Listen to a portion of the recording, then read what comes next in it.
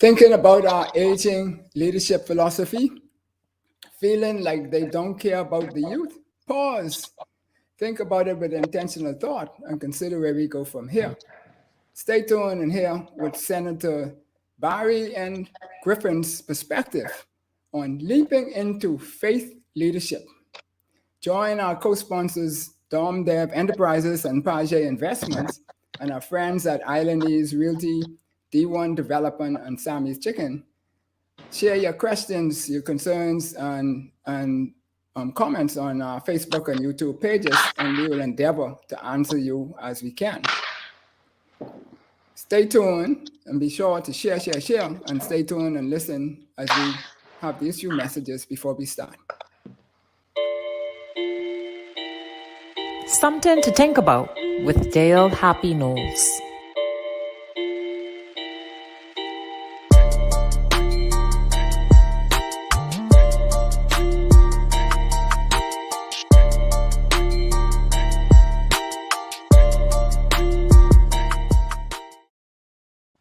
Welcome to Something to Think About with Dale Happy Knowles.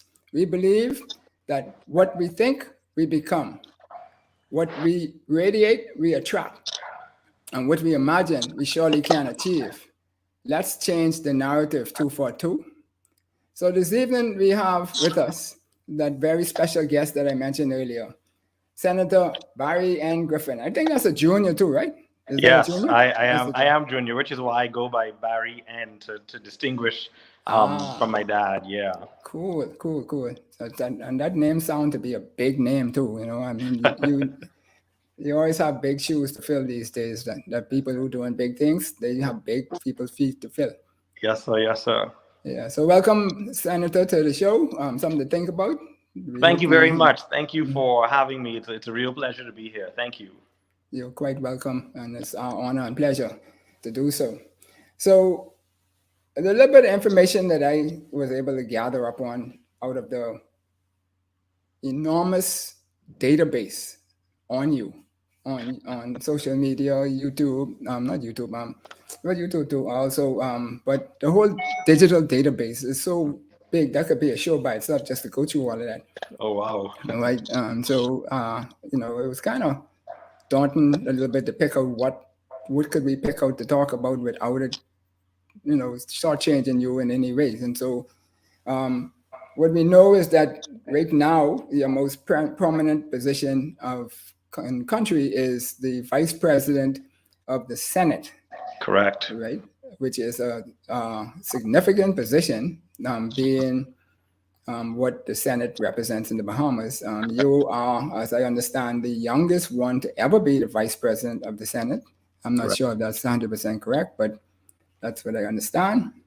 Mm-hmm. And in our system of democracy, we've had that for 290 odd years. So that's telling you that you're saying something for yourself, right? Yes.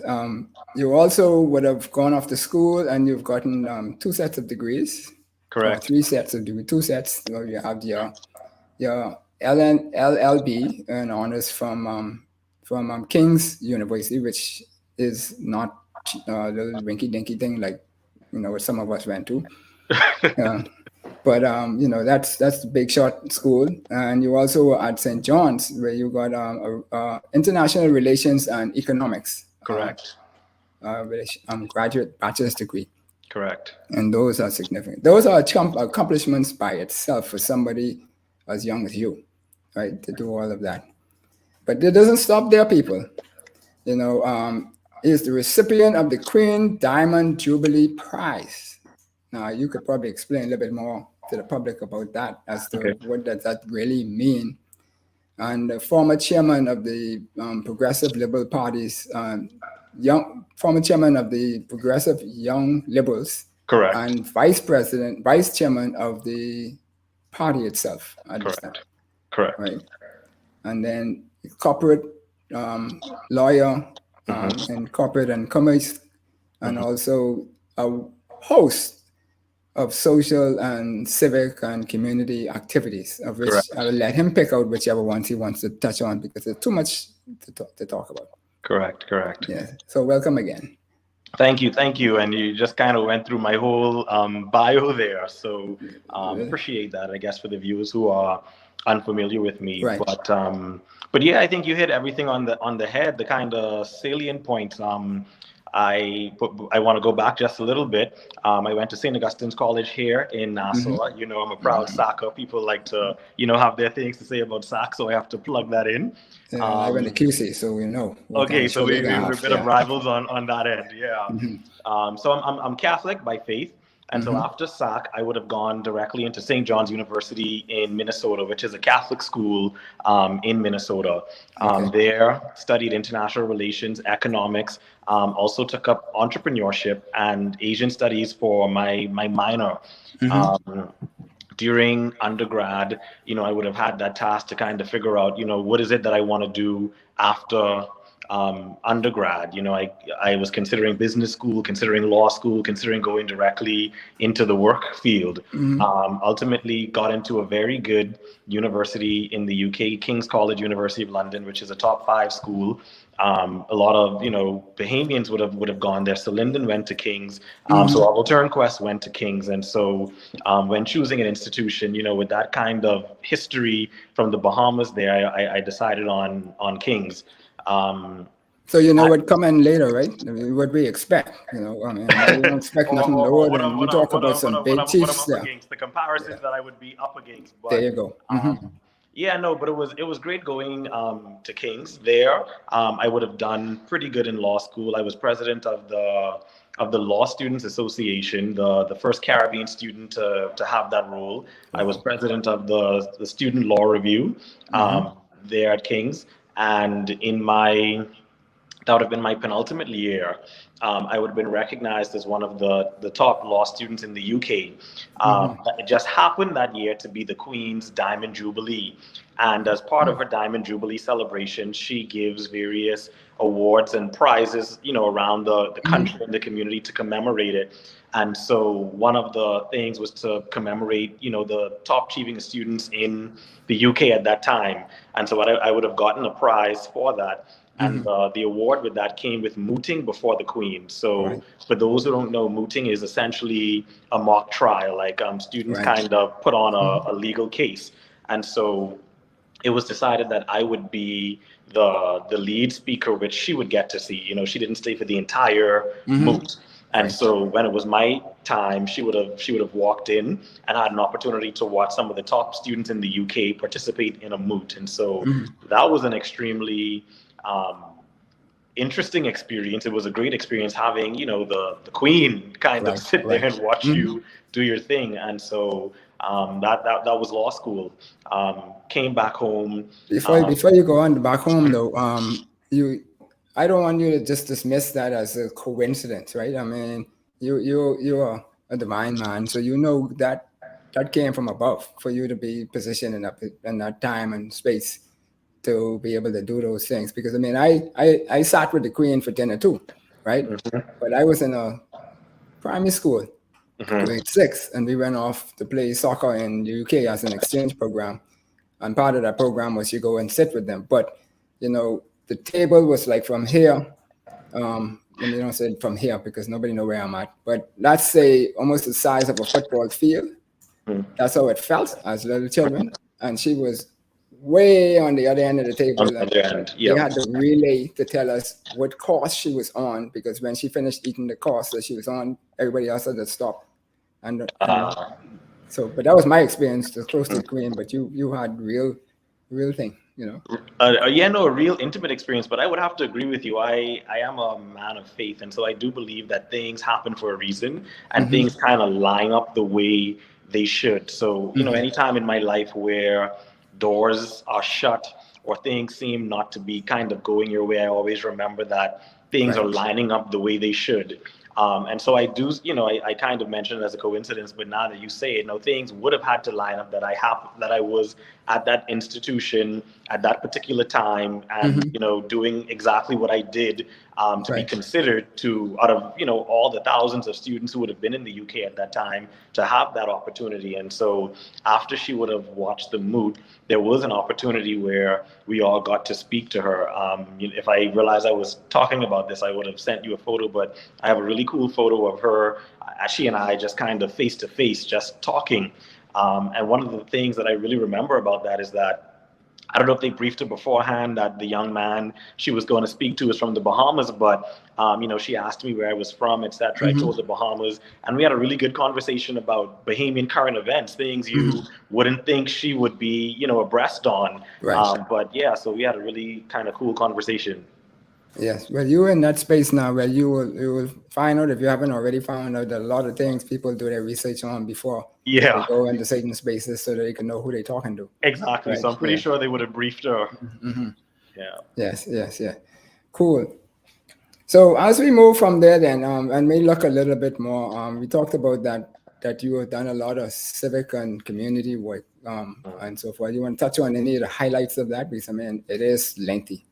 That's you there. So yeah, I'll just touch briefly. So when I returned home, one of the things I definitely wanted to get into right away is sort of giving back. I think I've been so lucky to have the opportunities that I've had to study abroad, to live and work all over the world, and to travel. And so one of the things I wanted to do when I came back immediately was to start giving back. And so just kind of on my own or with friends, we started various small organizations where we would give back to the community.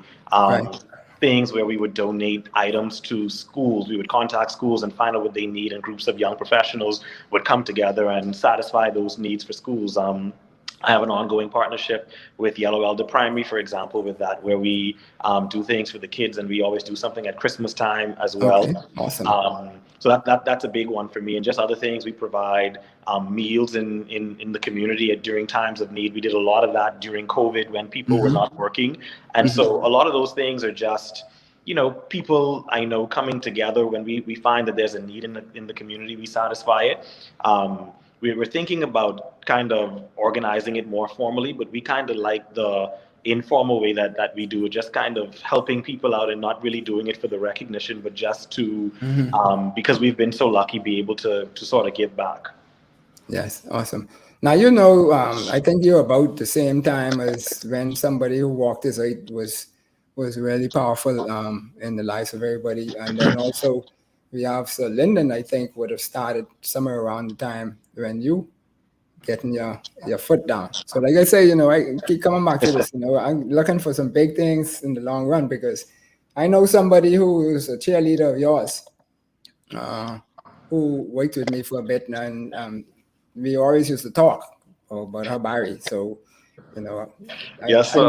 I knew you before I know who you really were, right? But correct. Yeah. Cool. So leaping into faith leadership. A lot of people might wonder why I picked that title, but because we know about what faith is, and we know about leadership. Leadership is a practical skill, and we were taught that faith is the faith is the substance of things hoped for and the evidence of things unseen, right? And so when we look at that, we thought, and looking at your movement and your journey that you have had along the way, and who would have touched on you and blessed you and all that kind of stuff, we thought that was pertinent to you. And so it follows to me that the leadership into faith, leaping into faith leadership, is the act of applying one's skills to influence without seeing authority. Now, you sit in Senate, but I think you will find out very soon that there's a lot of things that happens that you don't really have direct say in. And so there's a way of controlling that you can find a way to, as they say at management school, that to work with power without authority, right? And I have no doubt that you're going to do those things. And so as we look at that, so then we want to have to learn to walk in this divine power. So tell us, how did your upbringing influence the way you stand today? So in seeing the topic for today and kind of thinking last night on what I'd be speaking on today, I thought it was very interesting that you chose this topic. So I was really thinking about what does faith leadership mean to me?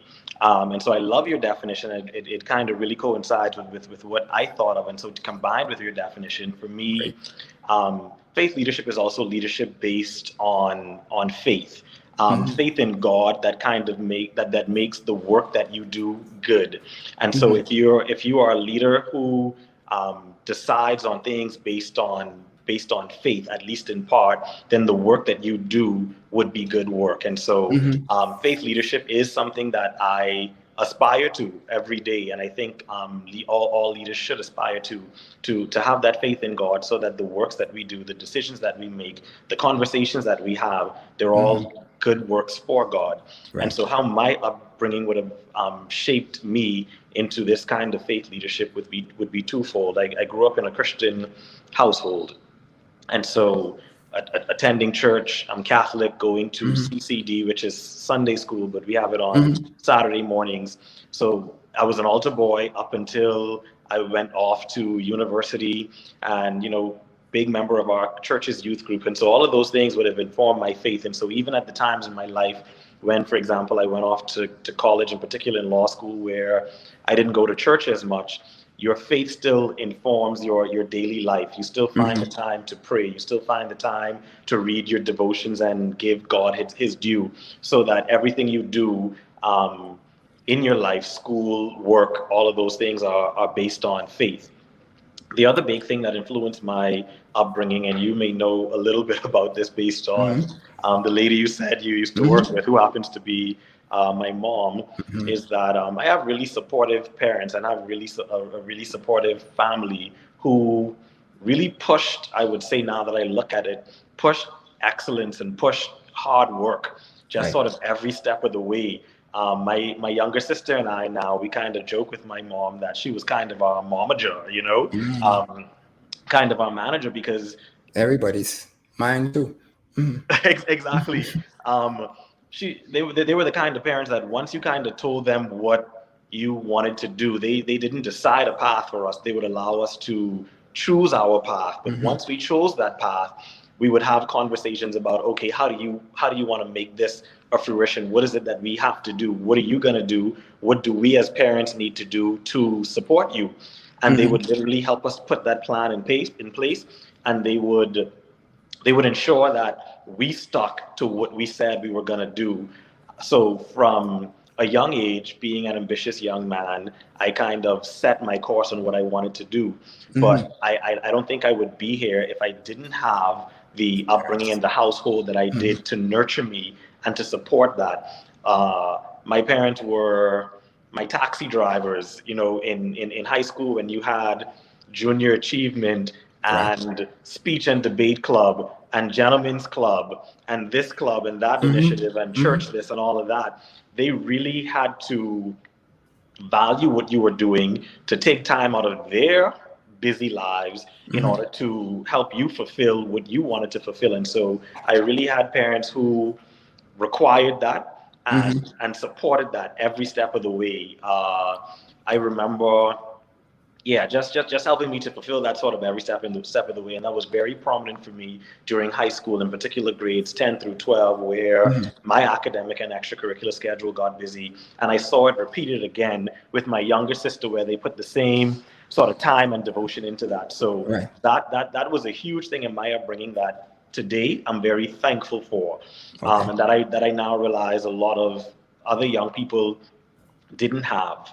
And so for me, that is an advantage that I had and a privilege. We may not have been rich with money, but I was definitely rich with support. Anything that I showed that I needed to fulfill this goal or ambition that I had, my parents helped to make sure that it happened.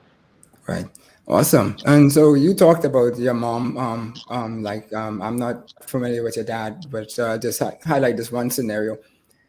Your mom, I was at the executive level. Your mom would have been in secretary of one of the managers of sorts, but we didn't have secretaries at BTC in my division.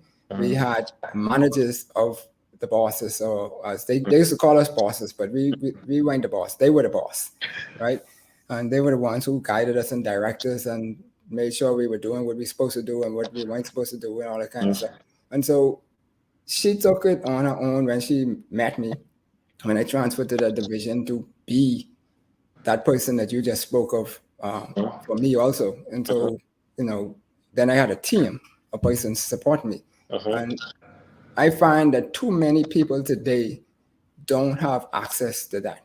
Too many of the youth in particular and the like. And so if you have that in your life, cherish it. And if you don't, seek it out from somebody who is willing to give it to you. And I would suggest that. It's so important for me. And again, that's one of the ways that I try to give back. When I meet young people who are ambitious or they have certain goals in their life, but just by talking to them or viewing their circumstances, I realize that they don't have that support. I always kind of lend my support and let them know that, I may not be an ever-present, everyday figure in your life, but here's my contact information. If you ever need something, any support for what you want to do, please reach out to me. I can give you access to contacts. I can assist you in many, in many different ways. Just kind of let me know what it is you need to achieve. And I'll be there as much as I could to do that. And so that's a lot of the kind of mentorship and community service work I do, as well as I meet young people, helping to facilitate getting them scholarships, getting them into extracurricular programs that they may not be able to afford, providing them with access to summer jobs and things like that. That again, opportunities and things that my parents would have done for me that would have given me a leg up in life, essentially. Right. So now you now Vice President of the Senate. Correct. And a lot of Bahamians, we like to look at things, material things, and treat that as successes. We have this BMW, we have this, that. We had a title of these titles and all these different things. And we somehow galvanize around that as being icons of success or things that we should focus to. But Earl Nightingale says success is the progressive realization of a worthwhile goal or ideal. And along your way, we see that you have successfully, systematically improved yourself piece by piece by piece by piece, and so forth. And so we look at you and offer your road, your journey as to others, what they should maybe want to aspire to look at so that they can attain the things that they might want, but they go about it in a different way. And so you being who you are, be getting at this apex of governmental society or public life now, how does that make you feel? Does that make you feel extra special, extra big than people? Because people will see you come down there with a blue plate on and senator or whatever, and all, some people get, I don't know. We send sometimes when we get in there, we change our character. But I've never seen that in any of your walk, whether you are the chairman of the branch in Kalani party and so forth. It was always an even keel of person. Yeah, you know what? I don't think I have that issue, and I hope that I never do. For two reasons. Again, family. I've been able to do a lot of things in my short time here and had a few salient points of success. But at the end of the day, my family has always kept my feet on the ground and my head steady, no matter who you are, whether, I came back and chairman of the Young Liberals, becoming, one of the youngest national vice chairs of the party. At the end of the day, you're still Barry.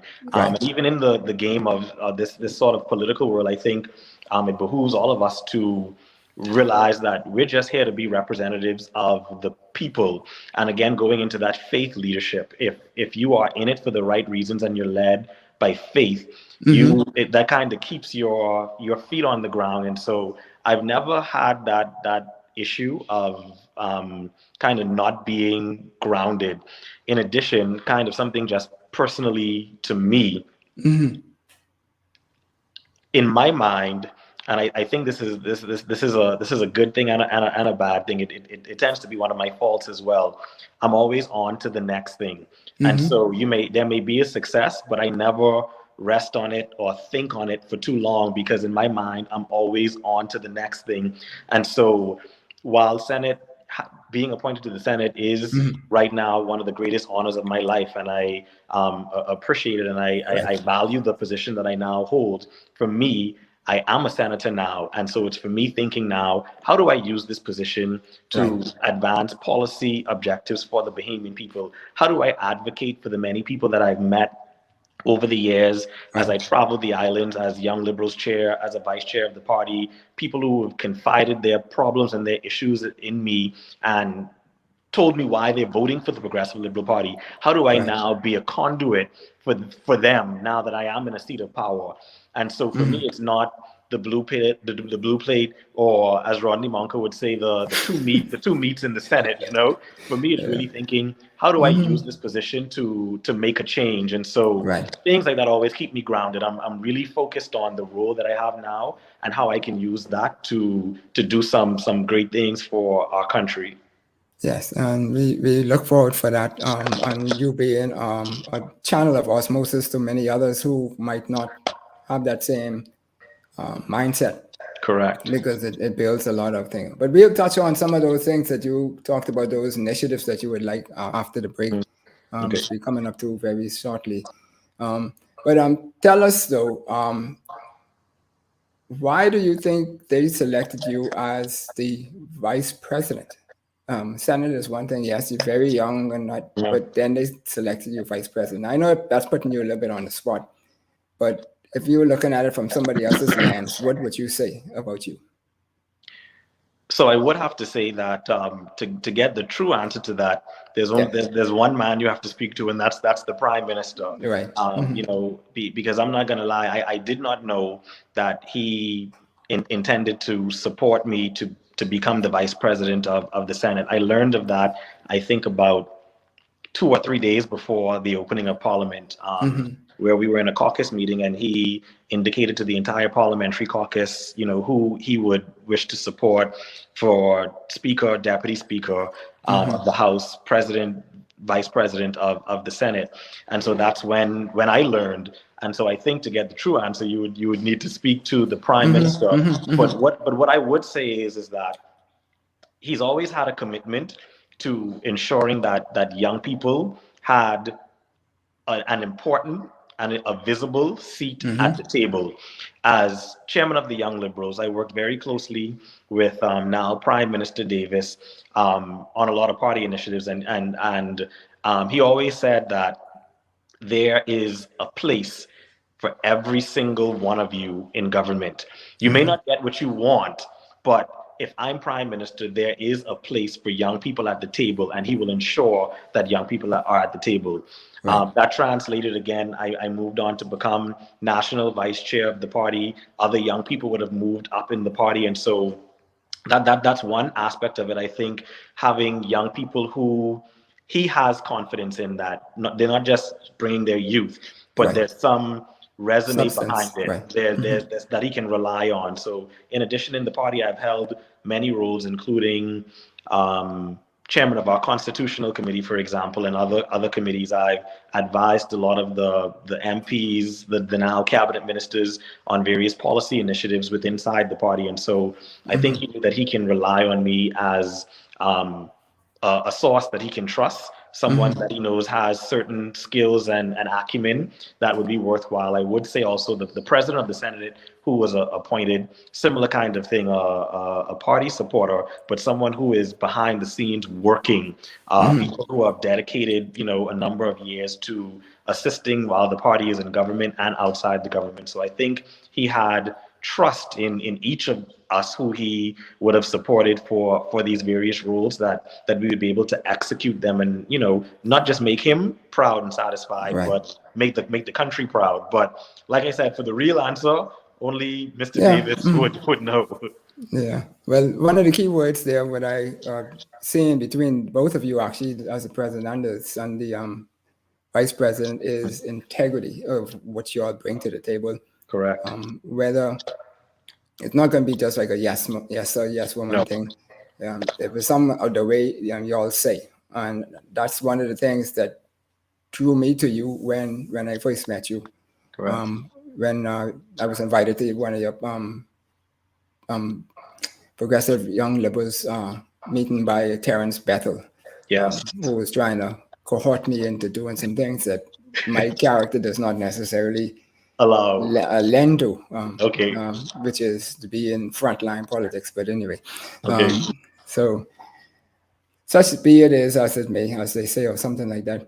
But your boyhood dreams, everybody has boyhood dreams. Would it have been in this field or some other field? And then what would have been the obstacles along the way that you would have conquered in achieving some of those?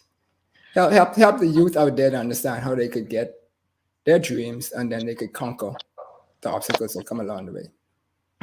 I think, I guess, career-wise, when I was young, I thought I wanted to be a doctor, which is completely left field from, what I'm doing professionally now. Even up to college, I thought I wanted to be a doctor. I went out of high school into undergrad with the idea that I wanted to major in pre-med. In fact, I started my first term with pre-med. After about a semester, I realized that wasn't for me. Fortunately, I went to a liberal arts college where I had the opportunity to take lots of different classes. And so for another semester, I experimented. There's a really funny story that my little sister likes to tell. I was in college for about a year and a half, taking random classes, exploring what I wanted to do with my parents not knowing. They thought I was there studying biology and chemistry and, going to be a doctor. And so on Christmas, I had to sit them down and say, hey, I'm not going to be a doctor. And I think they were always kind of used to me knowing, exactly what I wanted to do. So they were like, well, what are you going to do? And I was like, well, I'm exploring. I'm trying to figure that out now. And they're like, okay, so after you explore, you're going to go be a doctor. And I'm like, no, the doctor thing ain't happening. It's done. Yeah. Yeah. So going back to your advice to young people, I would definitely say take the room and take the space to find out exactly what you want to do.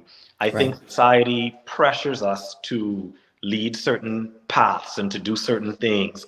Certainly here in the Bahamas, I know when you're young, everyone says, go be a doctor, go be a lawyer, go be an accountant, and I think a lot of young people here are now discovering, we have access to the internet. We see the world before us. Maybe they want to trade cryptocurrency. Maybe they want to build websites, graphic design, maybe something in entertainment. You want to be an actor, choreographer. You want to work on Broadway, things that don't fit into the narrow kind of typical things that society focuses you on. And so my advice would be, even if you do it privately, take the time to explore. You want to do something that makes you happy. I have a lot of friends who are currently, young professionals doing very well. But this thing about millennials, we have this itch where we want to work for ourselves or get into entrepreneurship or explore multiple things at once. And so our generation is kind of now figuring all this out. And so one of the things I realized is that many of us didn't give ourselves the opportunity to explore. So that first and foremost be my advice to young people, take the room to explore. And then the second part of it is that life isn't going to give you anything. You got to work hard every step of the way for everything you want, whether that's getting the best grades in school, working hard so you can, move up the chain in your job. And like I did, enter every competition imaginable to get scholarship money so that you can afford college. You you have to figure out what your circumstances are and work your butt off every step of the way to get there. Awesome stuff. Well, I'm sure if they keep track with you, then that you rise and tide rise all ships, and so or raise all ships. So we know what's going to happen there. Yes. So before we go to break, this last question here would be: is what kept you going? The support system, or was it family, teachers, clergy? What was your main source? I mean, we know about your parents, but I mean, besides the parents. I think it's a mix of all those things you said, but at the end of the day, I think my own motivation. Okay. I think we all have this kind of fire in your belly that tells you to keep going on, that tells you to go after your dreams, tells you that something more is out there. Right. I certainly have that in me, so that no matter what circumstance I'm in, whether it's good, whether it's bad, it's it keeps telling me to keep going. And then the family support, the church community support, those I think are, as I just said, support. But at the end of the day, you have to have this vision for what you want in your life, and you have to Right. have that ambition and that hunger in your belly to keep going on. Because sometimes nobody's around you in that college dorm by yourself. You gotta figure out that passion in you to stay up and study for that test. You know what I mean? Right. Or if in politics, you know, you walk in the streets campaigning, you tired, you want to go home. You gotta have that fire in your belly to say, one more house, two more houses. I gotta see more people. I gotta do more. And so I think is that internal ambition or fire in your belly that has kept me going, in addition to the support system that I have. Right. Awesome. And folks, when we talk about college, there might be the structural college where you could go off to school and do like Barry and myself might have done, Senator myself might have done. But we now have something called the University of YouTube that you could learn a wealth of stuff. And so just be disciplined to learn what you can learn from there. Allocate some time for yourself, for your self-development. And pick that every day and just take that hour or 2 hours or whatever it is and do something to enlighten yourself and uplift yourself in a different way. Yeah, I mean, some of the things that young people want to do today, there aren't even college degrees that exist for it. And if there are, they've only been around for a year or two, which sort of makes them not possibly right now the best courses of action. If you want to do anything digital, social media, a lot of things in the creative space, like you say, YouTube, you need to follow people who are doing it, attach yourselves to companies that are doing it. A lot of these things are learning on your own, learning on the job, becoming an expert. So I would agree with you. I reference, college, my experience, but there are lots of different ways and avenues you can build yourself today. Yes, awesome. Well, you've been listening to Something to Think About with Dale Happy Knowles. Our special guest this evening is Senator Barry Griffin. He's the Vice President of the Senate, one of the youngest, or is the youngest ever in our 290-year history of parliamentary democracy. And so we're going to take this break now to go to pay our pipers. And when we get back, be sure to have all your questions and comments and post them. Tell us where you're calling from, where you're watching from. Put them all in the chat, and we will see them pop up, and we will endeavor to answer them as we can. So we will be right back after this message.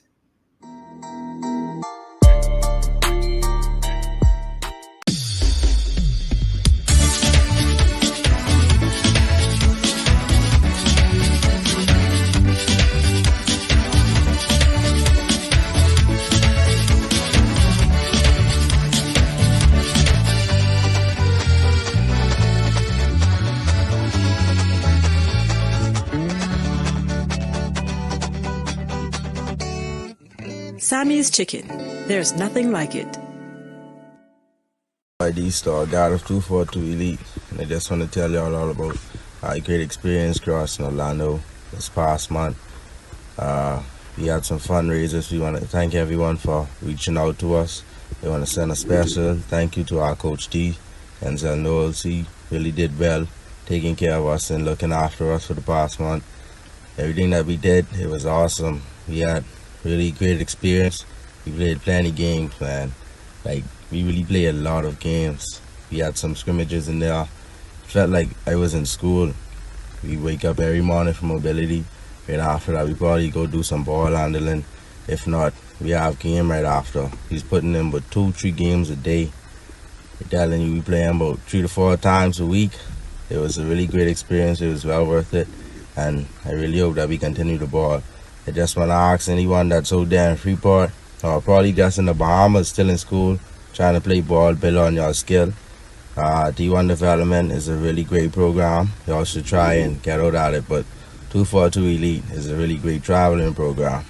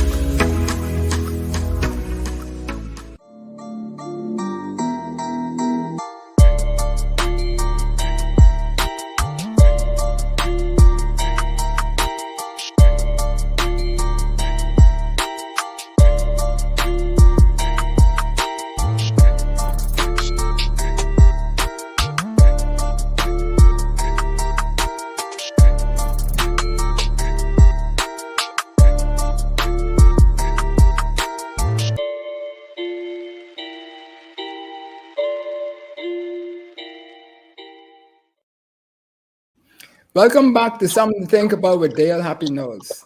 This evening we're having an enlightening conversation with Senator Barry Griffin. And what we have been touching down a bit is on his walk up to up the ladder, as we would call it, to this journey of success, a progressive journey. And so what we want to do now is to touch on some of the things that drives him, that really is in his heart, that he would like to see materialize in the Bahamas. So welcome back, Senator. Thank you. Like I said before, thank you for the invitation. Great to be here and glad to continue the conversation. Yes, awesome. And so when we talk about, like we said, leaping into faith leadership, it implies a level of uncertainty of control. And so we know we all have a wealth of things in our heart that we want to accomplish. And, as we go, we try to find ways to get them done. Some things you run into your bucket toe, or you run into some obstacles that, doesn't allow you to do what you really want to do. But you have a machinery at your hands, fingertips, that through your influence, you might be able to get these things done. So tell us some of the things that you would really like to see done in the Bahamas, that you would like to see materialize. Well, first I'd like to say that I've been fortunate enough to be able to study abroad, to travel to many places in the world, to live and work around the world. And one of the things that has struck me, no matter where I went, is the thought that Bahamians are just as good, if not better, than anyone else that I've ever met around the world.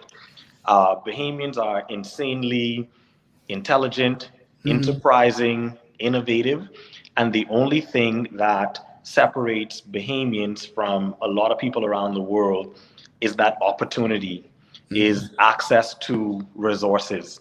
And so as someone who has been around the world and seen what is out there, my one wish for the Bahamas, and it's a big one, and so we won't be able to accomplish it in one term, but this is something that we as a country need to start from now and move forward, is to support Bahamians so that we can compete on an international level. We need to empower Bahamians, and that is almost in every single field. And so while I am here in this position, I want to certainly advance policies in the short term that would empower Bahamians, support them, and give them access to what they need to be successful. One of the immediate things that comes to me is support for small businesses. So I'd like to think of myself as an occasional entrepreneur. I have invested in various small businesses and ran small businesses. Part of my practice as an attorney is also representing companies. I'm a corporate and commercial attorney, and so I represent large businesses as well as small businesses. And one of the issues that I've always encountered is lack of support for small businesses. Credit in this country is virtually non-existent. You can go to the bank and get a loan for a car or get a vacation loan as long as it's attached to your earnings at, for the government of the Bahamas, or if you work at Atlantis or Bahama. But you go in there with $1 billion surefire business plan, they're going to run you out of that office, no matter how good your plan is. So I'm thankful for institutions like the Small Business Development Center that was started under the last Christie administration, but really took off over the last 4 years. And so definitely to support institutions like that give directly to Bahamians and support small businesses directly.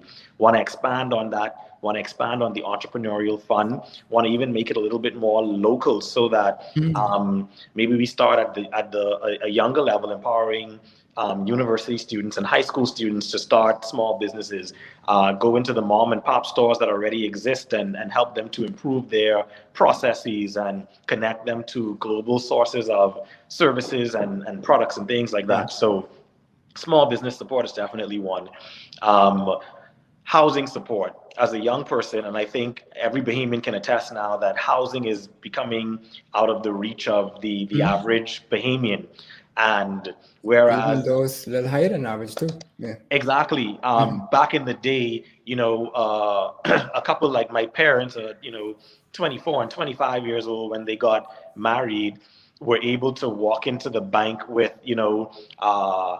junior level jobs and get access to a mortgage to start their families. Right now, you have professionals making a lot more money than my parents did back then who can't get mortgages at the bank. Right. Like I Right. said, credit is almost non-existent in this country. And so, we have to do something to ensure that more people are able to get on the property ladder and stay there, because once you own a property, you now have access to so many other things, because Right. you can put your property as collateral, for example. And so things like that help build generational wealth, Right. help break generational cycles of poverty if you're able to get people onto the property ladder. Um, Support for the orange economy. Like I said before, there are lots of different avenues that Bahamians can now go to for their careers and to build wealth. We've been so reliant on tourism, which is something that I think we can continue, but we see the writing on the wall. We cannot be reliant on tourism in the next 15, maybe even 10 years. And so now is the time where we need to put things in place that we build our orange economy here, that we invest in the arts, that we Right. invest in creatives. The United States is one of the most powerful, or if not the most powerful country in the world, because of their cultural dominance.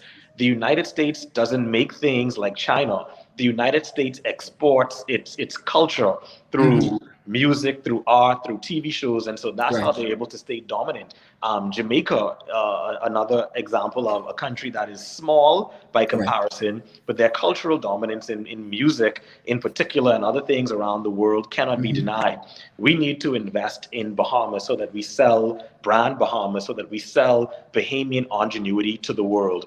And so things like those are what I intend to advance and push Advance. Right. at the table, empowering Bahamians from in ways that we may not have before, but in ways that would set our future generations up for the future. Yes. Well, we know that power is in the tongue, right? So Yeah. that's one of the things that we believe here on something to think about with the happiness, because what we say is what we think we become. So if we think that it might not happen, or we telling ourselves that we know it's not going to happen in this window of time, this 5-year window of time, but I would suggest, why don't we tell ourselves it will happen in the 5-year window of time and plan accordingly, and then if it falls over, it falls over into another term and the like. Because if we have enough people thinking the same way, it's going to change, and that's one of the main reasons why we have this show, is to help people change the narrative and change the way we think about approaching things, and not do so much things the way we were doing it in the past, and so forth. So in order to accomplish those things, though, what do you think would be the adjustments that we need to make, whether it is in government, whether it is in business society, wherever the adjustment is needed, where you think is critical, so that the young people, because I see the young people as being the component grouping of the orange economy, and so we have to empower them to be them in that space, and that space is going to drive the Bahamas moving forward. That's my personal view. As I don't know how many people share that, but especially with the digital, Yeah, I absolutely agree with your view. I think the orange economy will primarily be driven by young people, but not just young people, but we have people in the orange economy in the creative space here who've been carrying brand Bahamas for the last 20, 30 years. And so I think we need to lean into the knowledge of those folks to figure out what haven't we done over the past 10, 15, 20 years that we probably should have done, and to get their advice and their wisdom on what we can do to move forward to support creators that are now coming up. And so in terms of priorities, I think that's the first thing. The government needs to set it as a priority, which we have. If you've read our blueprint, it's clear from our blueprint that the orange economy and investing in those things are going to be critical. I actually had an off-the-cuff conversation with the Minister of Youth, Sports and Culture, Mr. Mario Boleg, last weekend. Just kind of asking him how his ministry is going, how he's settling in, what we can all expect. And I was very excited to hear, he has a sports background, so I think people would expect him to naturally focus on sports. But to hear his enthusiasm for the youth portion of his ministry, and in particular culture, he has lots of great plans. He informed me that he's already sat down privately with the Prime Minister to let the Prime Minister know what those ministries are going to require, and gotten support from that high level to do certain things to change the paradigm. People, the people often say that culture isn't represented in the youth, sports and culture, but based on my conversations with him, I think we can rest assured that culture will take a center role in this administration. So the first thing is priority. The government has to make it a priority, and by that I don't just mean in talk, but in action. The money has to be there in the budget. We're living in the real world, and so the money has to be there. And so I'm confident that we will put the appropriate funds behind our mission for the orange economy. That's the first thing. And again, just the support that we would need. So through initiatives, through the Small Business Development Center, for example, let them know that, we want to open things up to more creative-based businesses and culture events and things that the government would be willing to back and sponsor. So concrete things like that in terms of putting our money where our mouth is how we kind of will change the paradigm. Okay. Yeah. Awesome. And so you talked about this administration having a blend of youth and elders and persons of, well, you didn't mention it, but maybe not, but persons of different diversity, right? And so forth. And you talk about drawing on the people with wisdom and the like. So I guess, banging on my head, so I mean that I have wisdom in there somewhere. You wanted those to bring in the wisdom. Yeah, that we could go from there. But when we look at this whole picture now, in terms of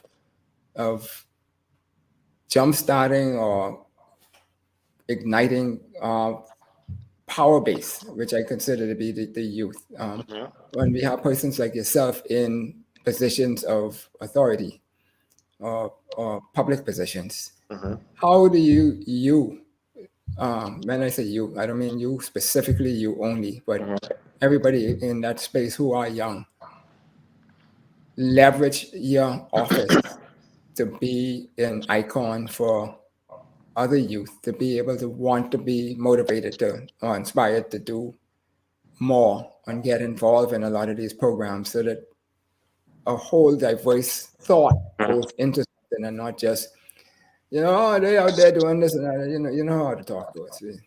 Yeah. Well, firstly, I think you hit it on the head. Representation matters. I think the first step is to ensure that people from different demographics are represented at the table. I think that's very powerful. And I think here in the Bahamas, we take that for granted, living in, for example, a majority Black country where for my lifetime, certainly, and I'm sure for most of your lifetime, you would have seen leaders who look like you in every single power position in the country, from prime minister to CEO to clergy. Having lived around the world, I'm very cognizant that not everyone is that lucky to see people who look like them in charge. And so bringing that kind of thing to the more micro level, it's important that young people see other young people at the table. It's important that women see women at the table, for example. And so I think that's the first thing. And I think this administration has started off good in that regard, making sure women aren't just elected, but they're at some of the most powerful seats, whether it's cabinet ministers, Speaker of the House, President of the Senate, etc. Young people, for example, we have millennials who are in the House, we have millennials who are in the Senate, and we have millennials who are elevating within the government. So I think that's the first important step, that representation matters. We've realized that, and we don't just have figureheads of these groups. These people are actually in real positions that require work, that require a certain level of acumen. So we've picked, good people for those jobs, and so that's the first thing. The second thing is those of us who occupy these positions. I think it's incumbent on us to keep our feet on the ground and to stay grounded and to stay within our communities. For example, as a young person, I think I should be respected to truthfully represent the views of young people in the country. And in order to do that, you have to stay within your community. You got to know what's being said on social media, what young people really think about these policies, because I'm certain the government is going to present something one day. I'm going to be in a caucus meeting. I'm going to look at it and I'm going to say, this ain't what young people sign up for. This ain't what this ain't the new day we were looking for. And it's gonna be up to me, people like Quinton Lightbourne, who's in the Senate, people like Jo Beth Colby Davis, who's a cabinet minister. It's gonna be up to us young people at the table to say, hey, maybe we should look at this from another perspective, or maybe we should include something that can include young people, for example. Other groups that I think, we need to ensure we represent are the marginalized. I think over the last 4 years in particular, a mass group of Bahamians felt that they weren't considered when decisions were made, when it was thought, when the lockdowns happened and certain businesses were allowed to stay open, others had to close. Small businesses, people who have businesses in the inner city, they were wondering, well, how that bar all the way out there could open, but my little business, and so I think that's another thing. Those of us, who are regular Bahamians, just to be frank, we can go there and, like Bahamians like to say, switch on the people and become something different. You have to continue to faithfully represent the groups that you represent. And so that's the other thing I think on how we ensure that young people stay motivated, that young people are no longer apathetic. We have to represent them faithfully. We have to do the work, and we have to stay in those communities. We have to be accessible, essentially. Yeah. And so some, I don't know, maybe 30, 40, it can't be 50 years, but 30, maybe say 40 years ago, I would have walked down that walk with being young, new into the system, and having to face a dominant society of elder men, mainly one or two women, but more men than women. Today, it's more of a balance compared to what it was back then. But how do you advise the young guys and young men and ladies out there as to how to navigate the elder philosophy? I think this is something the world is grappling with now in terms of culture changing, workplaces changing, young people coming in and having different expectations of how organizations and systems should run. And I really do think it's gonna have to be a collaboration between the younger generation and the older generation in terms of how things move forward. I don't think either group is gonna get 100% of what they want, but I think both groups kind of have to realize that things are changing.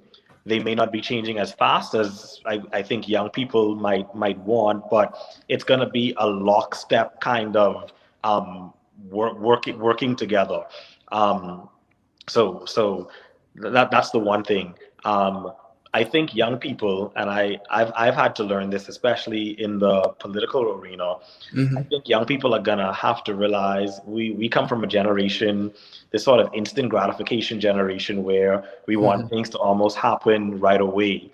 My short time in politics, and now my short time, in government, I very quickly realized that here in the Bahamas, in particular, things don't move as fast as you would like them to.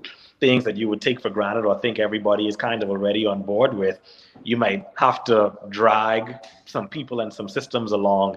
And so, for young people, I would say it's gonna have to take some work. We're gonna have to get into the belly of the beast, be within these organizations, whether it's your political organization, your work, government, and change these things from within. And it's going to be a fight. It's going to be a struggle. Things may be incremental. Some things may happen fast. Some things may happen slow. But it really, truly has to be a labor of love. And it's changing systems. And so we know it's not going to change overnight. But that's the two things I would say. Ensure that we're collaborating with those who've come before us, and just realizing that it's going to take work and things may not change overnight. But we have to be willing to put in the work day in and day out. And some of it might be requiring a little bit of compromise. Exactly. In terms of pace and speed and what is not necessarily the goal, but exactly progression of getting the goal. As Earl Nightingale says, it's a progressive realization of a worthwhile goal and ideal. Exactly. I mean, right now we are still trying to bring into effect some of the goals and dreams that Linden would have had. Yeah. The PLP was founded on, two main principles: the social revolution and the economic revolution. Right. We've gotten the social revolution. We're still fighting for that economic revolution, and this is almost in I think 2 years we're going to celebrate 50 years of independence. So it's almost 50 years on, and we're still fighting for that part of the revolution. And so I do think we have to realize that changing systems take time, and it's going to be the kind of work and the compromise you put in and day out. Yes. And so when we look at that now, tell us a little bit about how that journey through college and your civic society, there was a wealth of things that you would have done in terms of how you positioned yourself with powers to be and so forth. And so you could systematically step your way through towards what you were trying to accomplish. The goals that you have, the initiatives that were available to you at the time that you were focused on, whether there was a community group.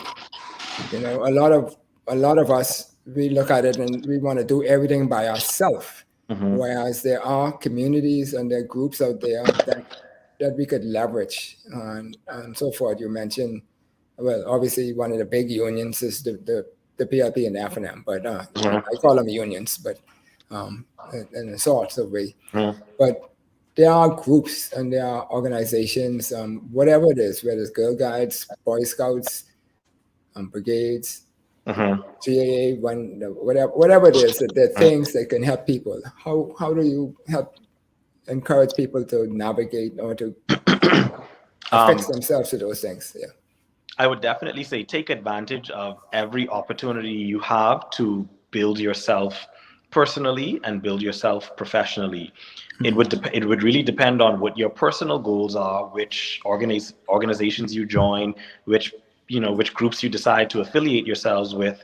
But at the end of the day, I think a lot of us do try to go at it alone, but I think you have to realize it almost as if it takes a village to build you, and the different things you do sort of build upon the person you become. Will Smith has this really motivational post that's on YouTube where he talks about his life and how he has structured his career, and it's like everything he does, he's laying a brick, and it's small pieces and laying a brick each day. Right. You don't think about the wall you're building. You're going to build a wall one day, but you have to focus on the small bricks that build over time, and one day you have a wall. I do think my life has almost been an example of that. So for example, in high school, I would have gone into programs like Junior Achievement where I learned about entrepreneurship. Right. In JA was where in the 10th grade, I wrote my first resume. I did my first speech competition, did my first mock interview for a job, things like that. Yes. Skills that I was doing in grade 10, never knowing how it would assist me. When I went to college, going to school abroad with Americans for the first time, I was surprised at how many of these skills my peers in undergrad didn't have. We were having classes, we called it first year symposium, that was teaching these life skills. I had already written resumes for over 3 years. I've already done mock interviews, speech competitions for 3 years, public speaking, college would have gone over that. But these are skills that I would have already built in high school that I'm now using to advance myself in college. Right. And again, in college, I would have joined organizations such as the E-Scholars program, which allowed us to travel the country and meet entrepreneurs from around the US and the world and build entrepreneurial skills.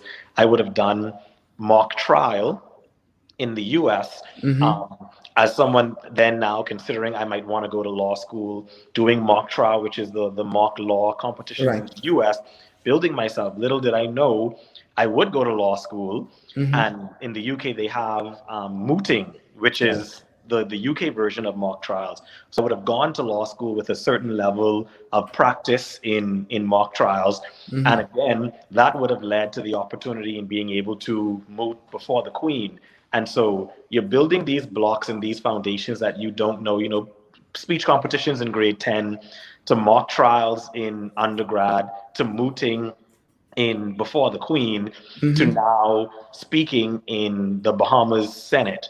So these, just that one example of public speaking and showing how it was little blocks in a little organization like Junior Achievement in 10th grade that led me to other things that kind of built. And, you know, for example, here I am at 33 years old, able to speak to you on this show, able to conduct myself as an attorney, able to speak, you know, in the Parliament of the Bahamas. And so those came from nothing grand. These were regular things, you know, the speech and debate club, the Junior Achievement, the just going to class and showing up in public speaking, you know, at the undergrad level. So yeah, building those foundational blocks. So you may not know what the end goal is, but you do know the person you want to become or the type of person you want to build yourself. And so do those small little blocks each day, and then one day you'll have a wall, and you didn't even know it. Yes. So folks out there, be sure that if you want to, you can add your questions and concerns. Be sure to subscribe on the YouTube and the Facebook pages, and like and follow us and so forth. So if don't be shy. We know Senator is putting a wealth of knowledge on the table that can help us all. But if you have questions, be sure to ask, and we will try to answer them. And so, Senator, as we coming down to the last part of the show now, we got a couple of questions for you, and then we want to put something to you. But okay. In terms of somebody having a dream and wanting to get to where to materialize that dream, I was taught that there was basically 4 components that you absolutely have to have, and you could probably elaborate on this or kick out any portions of it that you found different. But you have to set your goals, make sure they're smart goals that are attainable, etc. You have to figure out what it is that you are willing to sacrifice to get those goals, right? You have to align yourself with somebody who is already willing and able or have achieved those goals in order to help you stay on course to be able to get those goals. And the last one would be to develop a game plan to doing those things. What would be your perspective on those or any others if you want to substitute something out of that in order for people to achieve their actual goals? While you were going through that, I was thinking about my path and how I may not have thought of it in that way or said it, but those are exactly the steps that I think I would have taken, and I think that almost anybody would need to take in order to achieve their goals. And so you do need to set what your goal is. The goal might change over time. It might shift slightly, it might expand, it might, turn a corner based on present circumstances or new information, but I think you need to have a goal. So added to that with have a goal, one thing I learned in my undergrad in entrepreneurship studies is you have to be comfortable with a little bit of ambiguity. So you have your goal, but realize that the goal might change. I definitely had the goal of wanting to go to college and being a doctor. I didn't become a doctor. I became a lawyer. So the goal changed based on present circumstances, new information. But I wasn't so gung-ho on that I was going to doggedly pursue this goal I had as a 10-year-old to become a doctor, notwithstanding anything else that I may not have been happy doing it. So you have to be kind of willing for your goal to change. What was the second step that you said? The sacrifices. Sacrifices. Finding your sacrifices. Yeah. That is a huge one. I think we all have goals, but when it actually comes into what you need to put in to get those goals, that's where we falter. I was talking to a friend of mine about the Senate appointment. I just seen her last week Sunday. She was congratulating me on the appointment, and she said she was speaking to a coworker who made the comment of, he's so young, what does he have to offer to bring to the table? And my friend kind of intimately knows me, and my friend was able to say, you may not know him personally, but this young man has been in the trenches, maybe even more so than someone who might be 10 or 15 years his junior. He's been putting in the work. He's been assisting the party from he was in college. He's written speeches for ministers in parliament. He's drafted policy papers. He's a learned attorney, and kind of going through my resume. And so in that, she was noting to me that, as a young person, you would have sacrificed a lot. The last few years of your life would have been dedicated to, your career, dedicated to politics. And that would have come at a sacrifice at other things. Perhaps, social activities that other people may have been doing and things like that. So I think you have to realize if you have a big goal, there's going to be big sacrifices, and you just have to be willing to put it in. You want to lose 100 pounds, you're going to have to give up, the cake and the cookies. So the sacrifice, yes. The third thing you said, I think, was about mentorship with people.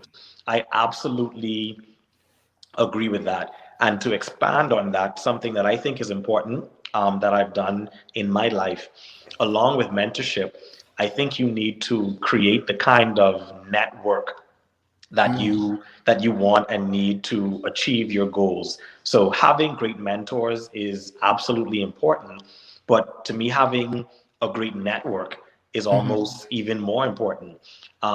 You have to surround yourself with people, like you said, who've done what you want to do, people who can lend their time, their talent, their resources, their knowledge, information in other ways. And so building network is important. And when you say that, people automatically assume you got to meet the prime minister, you got to meet the CEO of the company, you got to meet, your network is anybody who's able to assist you in any way. And the way I've kind of grown up, and I got this from my dad, actually, you have to know the gatekeepers as well. You may not be able to meet the prime minister, but you might be able to meet his assistant. And that's the gatekeeper you might need to know to give you access to him. And so your network also includes the gatekeepers, the secretaries, the cashiers, the janitresses who have information that you might need. And so it's, being open to people generally coming into your life, building meaningful connections with almost anybody, because you don't know how anybody might be able to assist you in the future. You don't know, and especially in the Bahamas, that's so small. You don't know whose cousin is who cousin, or who worked with this person who can connect you to some way. And so in addition to the mentorship, I would say building the kind of network you want to help you to get where you need to go. And the last thing I think you said was the game plan, making the plan. So for example, as I said to you before, my mind I'm always on to, what's the next thing? And I indicate right now I'm in the process of figuring out how am I going to use this position for the betterment of my constituents, the Bahamian people. And so right now on my phone, in a note, I'm making that plan every day as I think of things, what I want to do over the next 5 years, initiatives that I may want, policy things that may want to happen, laws that I want to see. I'm writing it down. And I'm going to sit down with some of my advisors to figure out, okay, how can I make some of these, how can I make these happen? What do I need to do now? Who do I need to talk to? Which minister do I need to speak to? How do I make these things happen? And so I'm personally doing that myself right now. Right. Awesome. I think that's a lot for people to grab into, and if we practice that on a small level, then it grows into bigger levels or bigger results for you. And so forth. So Wes Bennaby here, West Benedict says that were you ever victimized in your professional life because of the political affiliation? I don't want to go into any extreme detail, but I would say that was a calculated almost sacrifice that I prepared for. And how you're saying you have to calculate your sacrifices. Right. I knew that if I were coming here back to the Bahamas and I wanted to get involved with the political party, I just instantly knew that there will be issues that I will have to deal with around, victimization. The PLP wasn't always the party of choice, and it goes in ebbs and flows, as you know, in this country, back and forth. And so I would say I have had to deal with instances of that in the private sector. I won't go into any detail, but that was a calculated sacrifice. I knew that going into the field I wanted to go into, that's just something you have to consider, that it may happen and you may have to plan for it. And so, did have to deal with it, but it's something that I anticipated. So when things did happen, it didn't take me for a loop. These are considerations that I had before, kind of going into it with open eyes, essentially. Yes, and so you sort of knew it would come, but I would say a bigger question for me would be is then how do you rebound or navigate to keep yourself motivated and to push through that? Because I think a lot of people out there, whenever an obstacle comes, they might be 2 inches away from hitting that mark. But when that big obstacle comes, which normally comes just before you hit the big mark, then they feel, oh, well, I can't do this. And so they give up. How do you help them to get past that and get through that, the runner's wall, as they call it? For me, it goes back to what I kind of mentioned earlier in having that fire in your belly. You got to believe in yourself so much and your dreams so much that obstacles are going to come at you. You're going to be punched. You're going to be bloody. But you have to have that dogged determination in you that I know obstacles are going to come. I know I'm going to be on the floor. I know I'm not going to want to get up, but I have to. My goal is out there. I am close. I can feel it. I can see it. And you got to get back up. One of my political mentors always said to me, in any facet of your life, you got to think of it as a boxing match. You just got to stay in the ring. You just got to stay in the ring. You could get punched. You could be bloody. You could be on the floor. They could bite your ear. You just got to stay in the ring. And so that's how I deal with it when any kind of, downfall or negative thing kind of happens. You have to almost realize that they will happen. It's life. Right. You're not going to have a perfect life of, walking on rose petals the entire course of your life. There will be setbacks, and you just have to have that determination in you that you're going to get up. You may not know how, but for me, it's that kind of mindset. Just keep going, just stay on path, and things will align themselves. And it goes back to kind of the divine nature of things that we spoke about before. When things feel like they're falling apart, sometimes you just have to have that belief and that faith that they're not falling apart, they're falling into place. Or into the places where they need to be. Where they need to be, exactly. Excuse me.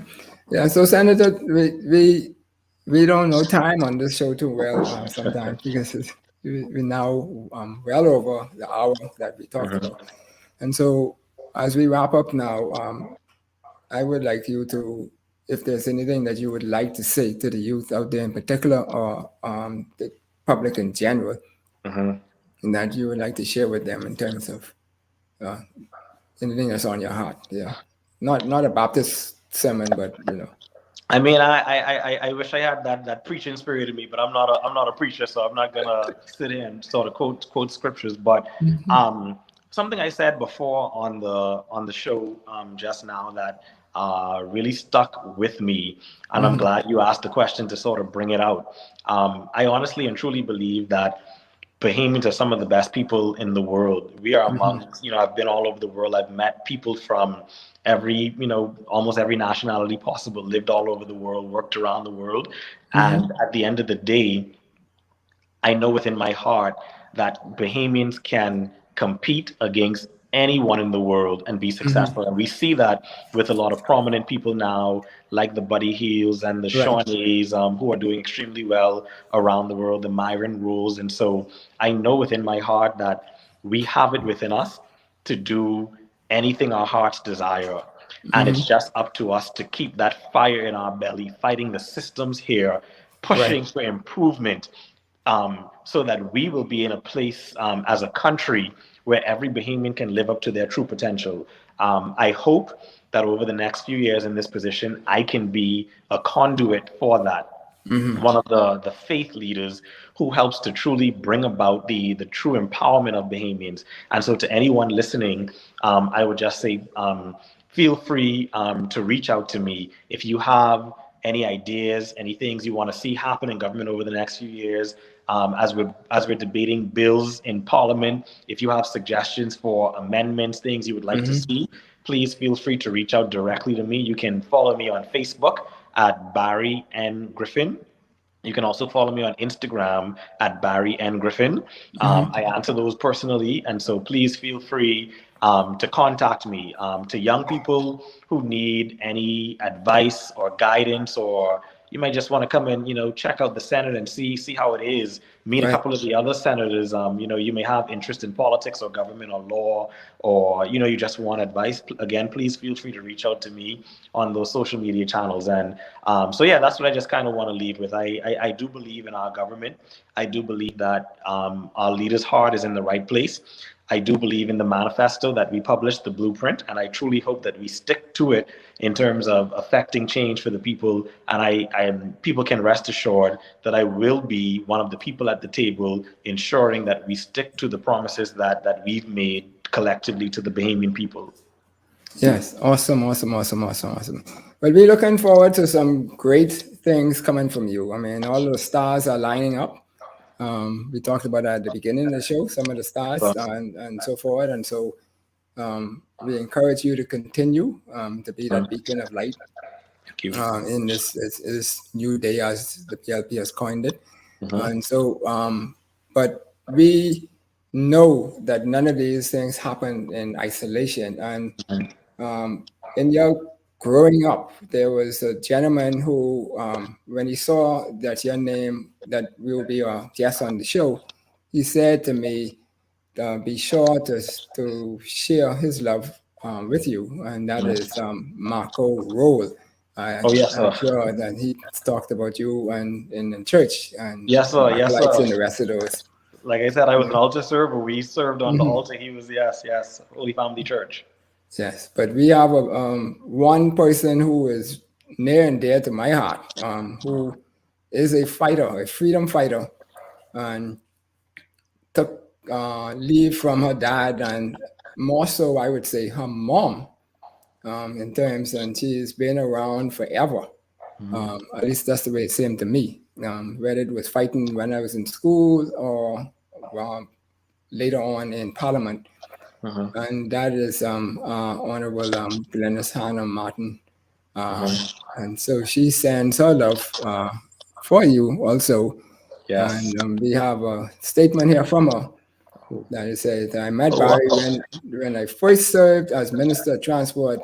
He was a teenage high school student and a participant in the sponsorship speech competition on road traffic.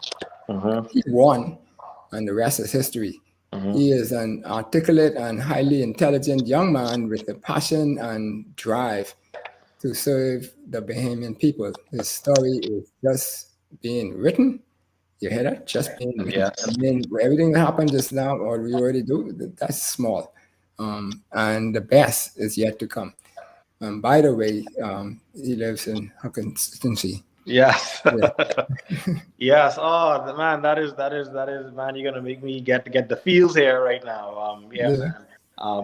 obviously Minister Hannah Martin is someone who I look up to. And again, from those high school days, remember the speech competitions I was talking about? I think I was in the 11th grade, won the Texaco Road Safety Speech Competition. I think I would have gotten $8,000 or $10,000 scholarship toward my future college. Wow. I had the opportunity to work directly with the Ministry of Transport to promote road safety. So I've known Minister Hannah Martin personally since then.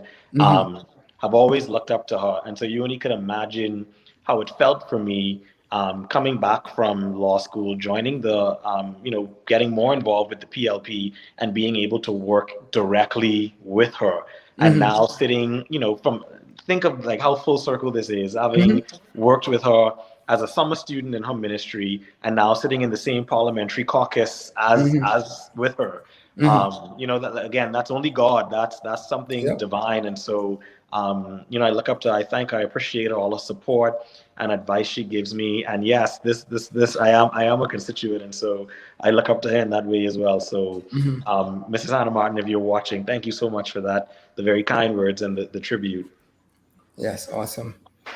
All right, and so as we go to take our leave now, we would like to hear something to think about with Dear Happy Notes. So thank you for taking this time out, and also the extra minutes that you have given us. Yes, sir. Those are valuable minutes that could have been done and used for something else. And we appreciate that you would have extended the time to share with the public and the youth in particular some of the things that can help them based on what you have experienced in your short tenure on this earth so far. Power pack tenure, but and we look for it to be even more dense in terms of things to come and accomplishments. So we thank you kindly, and once again, and so forth. Thank you so much. Thank you for having me and allowing me this platform. I sincerely appreciate it. And anytime you want me back, please let me know. But I sincerely thank you for having me. You're welcome. You're welcome. You're welcome. We also like to thank all of you out there on social media and the like across the world. We know our usual crew who's there in Canada, United States, Colombia, Dubai, etc. Love for you all. We hope you stay safe. Be sure if you're not vaccinated, isolate, because we want to kill this COVID, kill the back of COVID so that we could move forward and get into the new built environment that we need to accomplish on this here earth. And bring the Bahamas and the 242, wherever we are, to higher heights. The Prime Minister did an awesome speech today. Yes. If you didn't hear it yet, please listen to it. It's powerful, and it has some key information that's going to help us in there. What I like the most about it is he said to the world, be brave. Right? And that's a little country telling the world to be brave. Be brave. That's a serious thing. So thank you, Senator, very much. Thank you. Madam Producer, thank you kindly. We look forward to everything else. Be sure for people out there to share, like, follow, like all the pages. Facebook, YouTube, whether you like the show or not, just like it. Somebody's going to like it, but you're liking it. And get the benefit of hearing senators talk with us today here and so forth. So thank you kindly. And Madam Producer, you would like to take us to next week?